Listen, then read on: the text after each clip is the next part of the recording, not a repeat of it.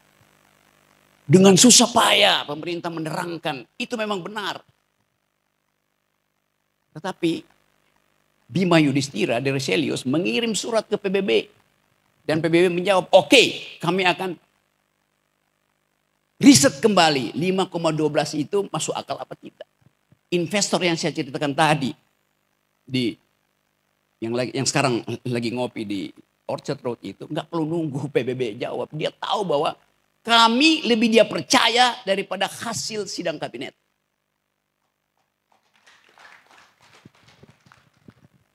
Logik dari data itu. Jadi kalau dikatakan tadi apa sumber subversi yang bisa menggoyah kepemimpinan Prabowo, bukan gerakan massa, bukan gerakan buruh, bukan gerakan mahasiswa, tapi data kecil itu yang bisa dibaca. Mungkin sekarang itu running text dari Bank Indonesia diperhatikan terus oleh investor. Kapan kita intervensi supaya rupiah itu jatuh? Gampang. Financial market itu sangat peka terhadap satu dua pikiran yang tiba-tiba di-upload dan merasa ini yang gue tunggu untuk memutuskan invest atau tidak. Kita ada dalam kondisi itu. Dan saya kira Presiden Prabowo juga mengerti kondisi itu. Dari sumber yang lain. Mungkin juga dari sumber teman-teman yang ada di sini. Dari Jumhur. Dari Syahganda. Yang berupaya untuk membantu perspektif tapi tetap dengan jarak moral tuh. Syahganda, Jumhur, saya tahu gak mungkin terbalik. Jadi kecurigaan itu betul-betul harus kita pastikan hasil analisis rasional kita. Ya saya tahu orang mengatakan Rocky Gerung itu pesimis terus. Sementara kabinet, menteri-menteri bilang harus optimis. Oh ya, saya pesimis yang rasional. Kabinet optimis yang irasional. Udah. Karena kita bikin kalkulasi. Jadi sebetulnya kalau Presiden Prabowo mendengar uraian di sini, dia harusnya punya moral call untuk mengatakan saya paham apa yang diucapkan oleh kami. Dan itu yang saya inginkan. Tapi tolong bersabar Pak Gatot. Tunggu momentum. Tolong bersabar Said Didu. Tunggu siasatku. Tambahkan sabarmu Pak Lanyala. Karena aku lagi menyusun strategi. Saya membayangkan Prabowo bicara itu di dalam hatinya. Dan kesempatan seperti ini jadi pengukur antara siapa yang menginginkan Indonesia bertumbuh di dalam pengetahuan, bertumbuh dalam keadilan, dan siapa yang hanya mengendus-ngendus jabatan dan berupaya untuk menempel pada kekuasaan. Jadi bagus betul hari ini ada refleksi. Dan kita tahu bahwa setiap refleksi tidak harus menghasilkan aksi. Tidak harus menghasilkan aksi. Tapi refleksi yang bermutu hanya didasarkan pada kemampuan kita dan keinginan kita untuk membuat aksi itu tiba secara mendadak. Nah, kemendadakan itu yang saya duga ada di dalam banyak kelompok. Kelompok jurnalis sedang mempersiapkan kemendadakan. Teman-teman dari RRT ini juga lagi mempersiapkan kemendadakan. Para purnawirawan sudah mempersiapkan kemendadakan itu. Pati adalah pintu pertama untuk kita pahami bahwa satu persoalan lokal bisa jadi urusan nasional. Kenapa? Karena kondisi objektifnya sama. Yaitu harapan daerah untuk diguyur lewat dana-dana pusat tidak diperoleh. Faktanya memang begitu. Udah bertahun-tahun sebetulnya kasus itu. Tetapi begitu arogansi si bupati itu dimunculkan, Maka masyarakat Jawa Tengah yang biasanya nerimo berubah menjadi ngamuk. From nerimo to amok. Kondisi ini ada di kita, laten di kita. Sebagai masyarakat yang dihina, disiksa oleh ketidakpastian. Kita disiksa oleh ketidakpastian karena menunggu tadi. Kapan Presiden Jokowi berjarak? Itu namanya siksaan. Nah, kalau siksaan itu tidak dijawab dalam 2 minggu ke depan, maka saya bikin analisis bahwa ada sesuatu yang sedang bergejolak yang akan muncul dan tidak bisa lagi didiskusikan. Parlemen jalanan. Fakta itu ada di kita. Siapa yang menurunkan Presiden Soeharto? Berapa orang? 20.000 orang. Mahasiswa duduk di atas Gunung Kura-Kura. Dan Presiden Soeharto mengerti bahwa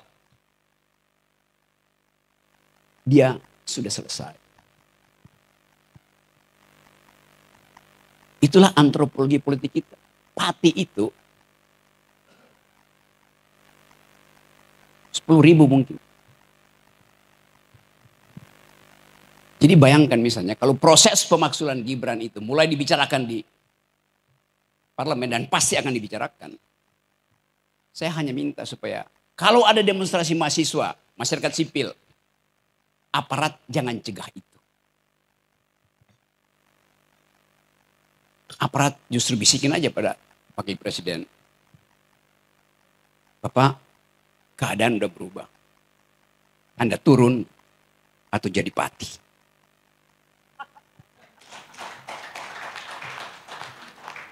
Itu menyelesaikan banyak hal. Lebih efisien daripada minta proses DPR kirim ke Mahkamah Konstitusi balik ke MPR. Itu tukar tambahnya panjang.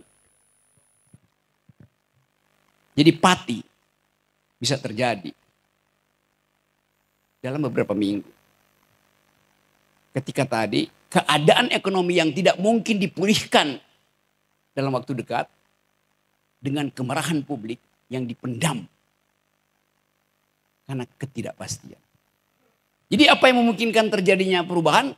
Karena ketidakpastian itu sekarang ada di kafe-kafe dibicarakan tadi oleh Gen Z itu yang merasa bahwa potensi kami untuk membayangkan Indonesia terhalang oleh adanya si anak kecil itu.